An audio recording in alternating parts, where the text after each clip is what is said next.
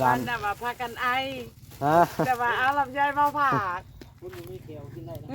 เจ้าก็กินได้บ่ต้องเชิงนะ คนบ่มีแก้วให้กินได้อะกินมันรู้จัก ค่อยก็กินได้บ่ไอก็ได้ค่อยบ่กล้ากิน บอกว่าพากันไอว่าบ่บอดว่าแต่เอาลำไยมาผ่า คนน้อยเด้คนน้อยมาลิ้นกับปันเพิ่นกินน้ำเด้อ เออ พิษไอบ่ไปหมดหรือ เขา บ่ ว่า แน่ เขาว่าเจ็บคอห้ามกินลำไยเลย บ่แม่นบ่เอามันแก้กันนะในขนาดว่าน้ำยอกน้ำเอาน้ำบ่งนี่คือกัน หวานอยู่นะ ครับค่อยลงแรงแล้วเนาะนั่นก็ได้ เช้าเลย 40ชอบเอาผู้เช้าเลย โดยแม่ เอาผู้ครึ่งนะว่าแล้วกัน ลู เนาะ กครึ่งเลยแหละ บ่ได้หรอกคิดดู บ่ได้สุดนี้มันไม่เป็นลายนี่ ไม้ดิบน่ะบ่ ไม่ดิบลาย บ่ได้แนวใดคือว่านับจนอันยากแล้ว ก็ปั่น ได้อยู่กับบ่ลาย คันผู้เดียวจะดีใจเลยซั่นนี่ โอ้ทำผู้เดียวเลยหนึ่งแล้วนี่เนาะ โดย จำสีนั้นแล้วว่าคนน้อยมาอยู่ในหนึ่งเลยถือขนมมาเยี่ยมเพิ่นหัวซัดจ้ะที่เอาไปตอนคนน้อยกันจักคนก็ลูกนะอยู่เฮือนตอนไหน 3 คน 3เนาะ โดย อ๋อ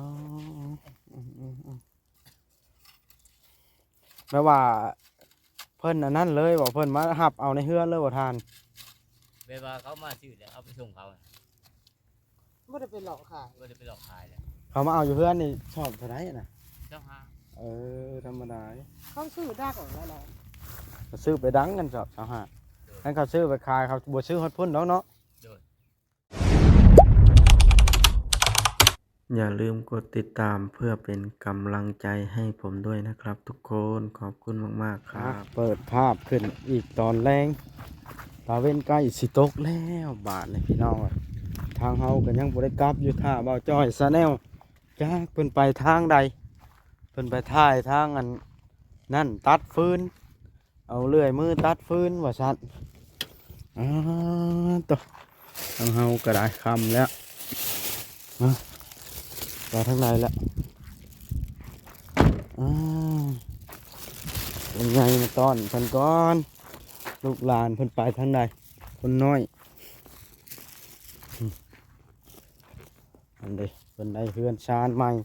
เดินเฮือนกับแปลนในบาทนี่พี่น้องเว้ยแกนว่าขยันอนามัย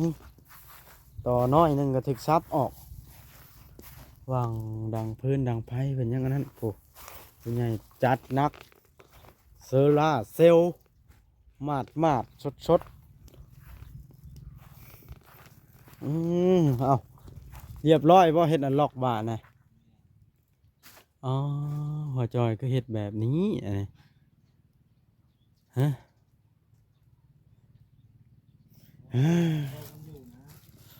หัวจอยเอ้ยนั่นเลยบพับทั้งนี้เข้าในจังกันคนร้อนได้ละซ้ำนี่เนาะฮะทักทายสบายดีไอ้มดของต้อนนี่ โอ้ยสบายดี กินเป็นบ่เนี่ยฮะ เป็นอย่างไรลำไย คือมาพวงหนึง มันน่ะว่าพากันไอ ฮะ แต่ว่าเอาลำไยมาผ่า คุณมีเกลียวกินได้นะ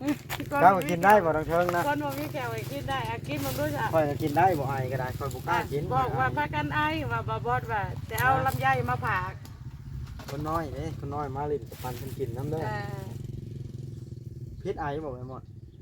หรือ เขา บ่ ว่า แน่ เขาว่าเจ็บคอห้ามกินลำไยเลย บ่แม่นบ่เอามันแก้กันนะในขนาดว่าน้ำยอกน้ำเอาน้ำบ่งนี่คือกัน หวานอยู่นะ ครับค่อยลงแรงแล้วเนาะนั่นก็ได้เบิ่งเราจะไปเบิ่งเพิ่นตัดทานก็น่ะมาทีมเบิ่งลำไยที่บ่ไอทวนเนาะ ไอได้แบบว่า มานะแม่พ่อจอยมากินลำไยนี่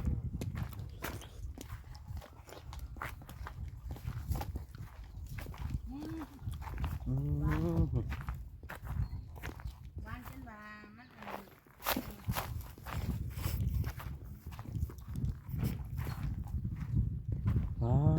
จ้ะ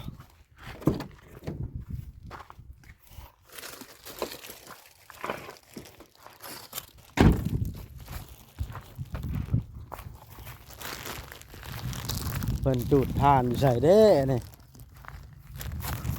ไปเบิ่งก่อนพี่น้องเลย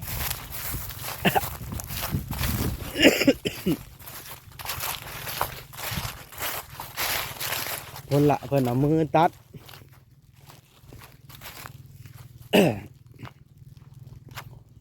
มาเบิ่งกันคอยคำลงแรงใกล้สิมืดตื่นตาแล้วเด้พี่น้องเอ้ยพ่อแม่นธรรมดานะเพิ่นเอามือตัดเอาเลื่อยมือตัวกับเมียเพิ่นมาเบิ่งว่าจอยเพิ่นก่อนนี่ล่ะเพิ่นเล็งเฮ็ดเฮือนให้แล้วว่าซั่นมื้ออื่นสิตัดถ่านลงเตาแม่นตัดดอกกระเจ้าตัดมาให้แล้วเพราะว่าสิปั่นครับปั่นครับผู้ที่ตัดพื้นมาให้นะนี่นั่นดินี่ก็จะเป็นหนองอีกหนองนึงโอ้เพิ่นมีหนองหลายเด้หนองนี่แห้งกว้างทำสิเลี้ยงปลาอ๋อแต่เต่าหนึ่งได้จากซ้อมอันนี้คือได้หลายแท้นี่สบายดีเด้อ เจ้าสบายดีอะ ว้าแต่ใช้ลูกเต่านะโมได้มาบ่เดี๋ยวนี้ เพื่อน ว่าลูกมานำสิละ แม่ ว่าสิย่างไปเยี่ยมเพิ่นเป็นเพื่อนเด้อคนน้อยนะ ให้เรากินนะแม่ ฮะเอาสิกินบ่กินเป็นบ่ขนมเนี่ยฮะกิน เจ้าจะให้ลูกเรา ก็ค่อยสิเอาย่างไปเบิ่งเขา เรากินก้อนอ่ะ เอาเลยหมอนี่จะใส่ได้ได ให้ร้านดอก เอาไว้กินขนมก่อน เลย เช้าเมื่อยกินขนมก่อนเลย อันนี้ไว้ให้คนน้อย อยู่กับเพื่อนขอบใจ กินรถเพื่อนกระมันคาถุงเนาะ ใจละลาย กินเช้าเมื่อยกินอย่างนั้นอันนี้บอกให้เจ้าเอาโจทย์แล้วปั่นกันบ่เนี่ย โดยแมน ปั่นแบบไหนเรา วันเล็กได้40 ชอบกับพุทธเช้าเลย 40 ชอบเอาผู้เช้าเลย โดยแมน เอาผู้ครึ่งนะว่าแล้วกันเนาะ ครึ่งเลยแหละ บ่ได้หรอก บ่ได้สุดนี้มันไม่เป็นลายนี่ ไม้ดิบนะบ่ ไม่ดิบลาย บ่ได้แนวใดคือว่านับจนอันยากแล้ว ก็ปั่น ได้อยู่กับบ่ลาย คันผู้เดียวจะดีใจเลยซั่นนี่ โอ้ทำผู้เดียวเลยหนึ่งแล้วนี่เนาะ โดย ทำสีนั้นแหล้วว่าคนน้อยมาอยู่ในหนึ่งเลยถือขนมมาเยี่ยมเพิ่นหัวซัดจ้ะสิเอาไปตอนคนน้อยกันจักคนก็ลูกนะอยู่เพื่อนตอนไหน 3 คน 3เนาะ โดย อ๋อแม่ว่าเพิ่นอันนั้นเลยบอกเพิ่นมาหับเอาในเฮือนเลยบ่ทาน เวลาเขามาซื้อแล้วเอาไปส่งเขา บ่ได้เป็นหลอกขาย ก็จะไปหลอกขายเลย เขามาเอาอยู่เฮือนนี่ชอบเท่าไหร่น่ะ เจ้าห้า ธรรมดา เขาซื้อดักแล้วเนาะ เขาซื้อไปดังกันชอบชาวหาดนั่นเขาซื้อไปขายเขาบ่ซื้อฮอดพุ่นเนาะเนาะ โดย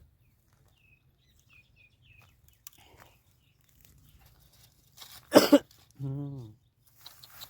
ตัวนี้ก็เฮ็ดเป็นจังตั้มกระเดาะนี่ได้หลายชอบบ่ตัวตั้ม อันแรกมันบ่มี ตอนแรกมือพื้นมือเนี่ยตัดอย่าง อันนี้ได้ มือตัดพื้นให้ ก็เลยเฮ็ดตั้ม โดย บ้านนี้เฮ็ดสูงนะบ้านนี้เนาะหรือบ่มางไหมบ่ โดยเพราะว่าได้สกุตเตาใหม่นะ เฮ้อ สกุตเตาเบาเตาใหม่มันเป็น3 เตาเลยนะ โอ้ตัวมันเหมาะไปนั่นลูกค้าบ่มักไม่ต้อง เอาไว้อยู่พื้นเว้าได้อยู่กลาง อันนี้นะบ่ อือถ้าเป็น คือมีหนามาเด้อ ถ้าเป็นไปได้เนาะอ้าย โดย เฮาต้องมีมวยจักหน่อยแล้วเอาตัวดำ เขาซื้อไปดัง ๆเพื่อให้คนว่าโอ้ทานเฮางามเลย ข่อยเห็นจุดไหนมันก็แตกแล้วข่อยเห็นคือตาพีนะข่อยเก็บใจแล้วยิบเลย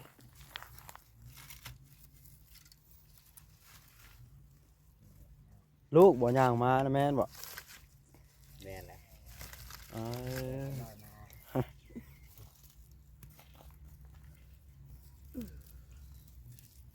เบิดมือก็บ่แล้วนี่ เบิดมือแล้ววันยิบทานมา เบิด นี่ มือเลย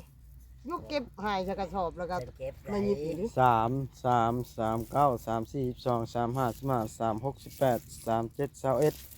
3 8 24 3 9 27 30 หดชวนก็ยังบ่ได้หดอัน ได้อัน30ปลายนึงอันนี้ 30 บาท จองเต่าเนาะ 2เท่า30 บาท เนาะ อันนี้ก็ใช้ได้เด้ ได้ได้ ขาวเลยหรือว่าใช้มันก็เราเมื่อวานได้ก็ ทุบก่อนละ ทุกคน เดี๋ยว ใส่เบิดแห้งมากผูดซื้อเนาะมันได้หลาย มันมีแต่ตัวใหญ่ ว้าวลูกสาวผู้ที่เท่าไรนี่มานี่อีละมานี่มาพี่เอานี่ได้ดิ่นกับโทรศัพท์ว่าเจ้านะของเพี้ยนปอใดแล้วเจ้านะปอหนึ่งผู้ที่เท่าไรเจ้านะมานี่ที่ถามเลยผู้ที่เท่าไรลูกพ่อนะ ๆโลดน้ำ หมูจักซ้ำ ที่3 ผู้ที่สามจะค้นอยู่ในเรือนไอ้น้องเจ้าเดินนี่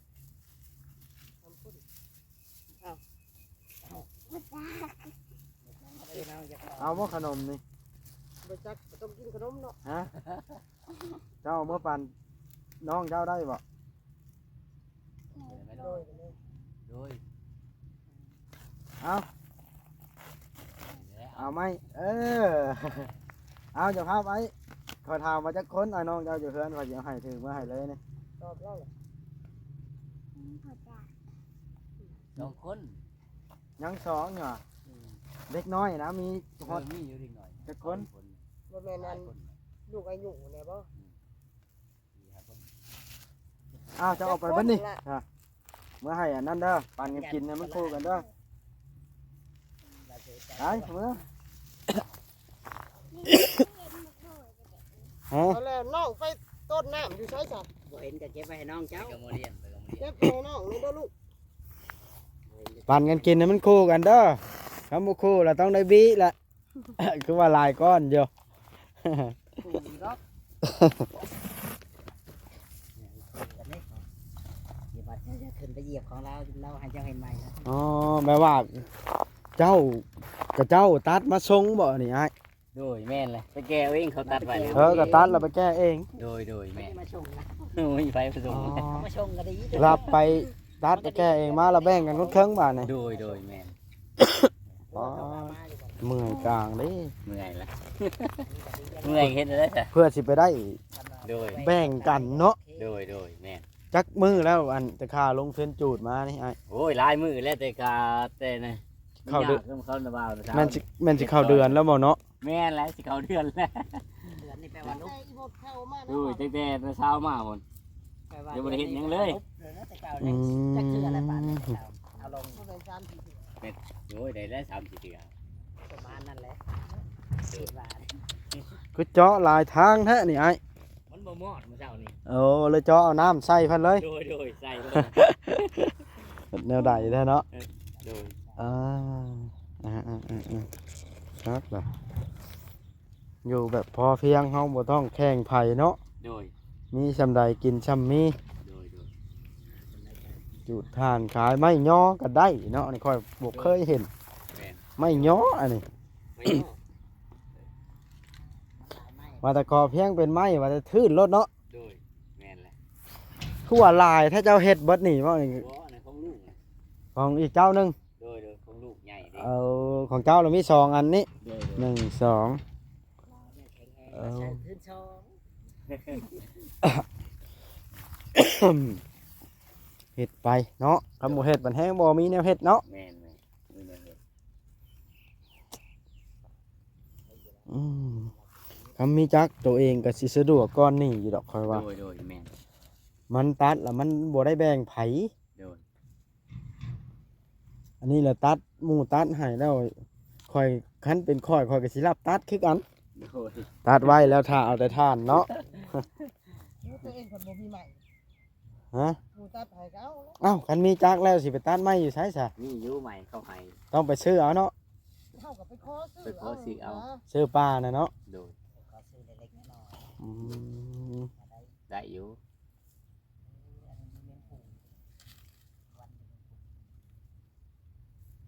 อ ลุงชุดนี้แล้วเพิ่นหลักยาและของเอาอันกันได้จัก อันได้จักแล้ว โดย สิลงของเขาอันนี้แล้วพอเนาะ โดยแม่น แม่นแล้วมันบ่คุ้มแบ่งครึ่งก็ได้ ช่องเตาในกระนาสิหมดแล้วว่า เบิด โอ้เบิดเฉยบ่สองเตานี่ เบิดนั่นแหละเตาที่มันใหญ่ที่เตา เตาตัวนี้บ่ยัง โดยเตาตัวนี้ เรากึ่งลงกึ่งเลย จัดคักๆแล้วล่ะเนาะ โดยสิลงกับระบาวและมือ ลง ลงกับผัวไอ้มดนะบ่ โดย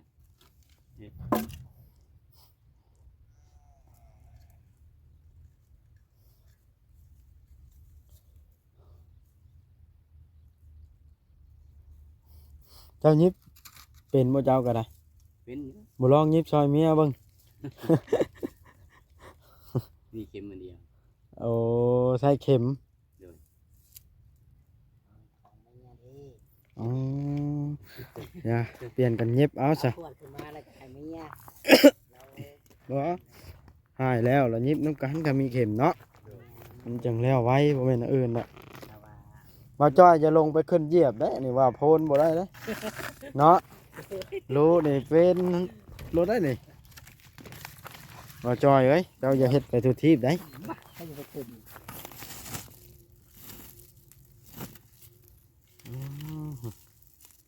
เมื่อวานนี่ฝนตกบ่อยู่พี่นะ บ่ได้ตกกันมีแต่อ้ายมันอยู่ เออคอยออกจากบ้านเมื่อวานนะคอยจะลบคิดทุกวันคิดรถจักรเมิน บ่จ้อยล้มเมตรทางเท่าไรเทื่อเนาะบ่จ้อย มีแต่ขี้ตมโอ้ ยั เปี ง ย ไง ก พ้นตกอยู่บ้านเฮานี่มันคือบ่ตกว่ะ ตกได้อยู่บ้านคอยบางแห้งเนาะบ่จ้อย แมนตกตั้งแต่ตอน2 โมง3 โมงฮอด8 โมง แต่9 โมงเช้า10 โมงพุ่นแล้วมันอย่าจนเปื้อนเบิดทาง ฝนตกมาเอาคอยว่าฝนตกคือกันนะ บ่ได้ตกจับมาจะบ่แปลกบ่ บ่คอยบ่ได้มาได้เมื่อวานนี่ฝนเปียก อันขี้ดินมื้อนี้หั่นนะอันพ้นตกเมื่อวานนี่มันแห้งแล้วมันก็เปียกน่ะ ว่ามันแดดแห้งแล้วเนาะบ่จ้อย คิดว่ามันแห้งเนี่ย โดยตกกับ คันพ้นตกคุณก็มาบ่ได้ดอกแถวนี่นะ แต่เก่ามันตุกเลยแต่เก่า ทางเปื้อนบ่ ทางเปื้อนมาเปื้อน เอาเพื่อนและเขามากก็ยากเลยหลุดเนี่ย รถพลาดเลยวะ โดยแม่น ทางมันเมินนี่ รับ ต่างนี่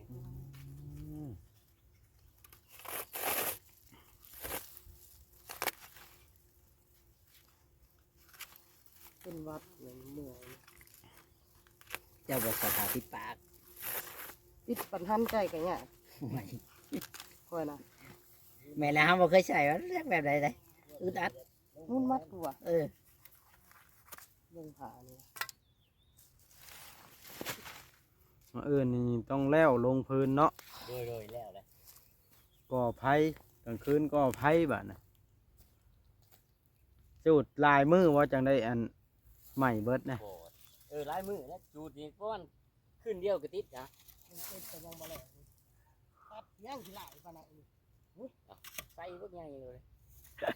มันใหญ่เลยดิมันอันเดียวพอดี อั ตั น ว เดียวเลยนะเฮ้ย ต้นน้อยๆงามๆแบบว่า มันเลยต้องเบิ่งคือตี อันนี้เราจักสิใส่ได้ล่ะ ขาว ใหญ่ซะเนาะ เอาไปฟ้ามา เจ้าก็ ส ขาม มุดได้40ก็ได้บุร20โอ้ถูกใจแท้เนาะบ้านน่ะเอาเหล็กตัดมาตัดทานนี่บ่ โดยตัดมา โอ้ยมันบ่งามจักที เจ้า เฮ้ย ขาวมันยังงามผ่าขึ้นนะ แตก มั บ่ นได้ผ่าเจ้าเลย งอมพาดขึ้นแล้วบ่ว่าจ้อย น้องผ่าทึบเลยนะ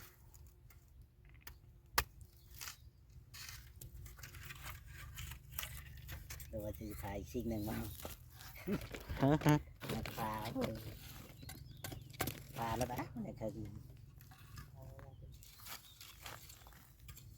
มันยังชิงาม นี่สามีเราจัดการเองแล้วอะเซียนจูดทานบ่จ้อยได้เป็นบ่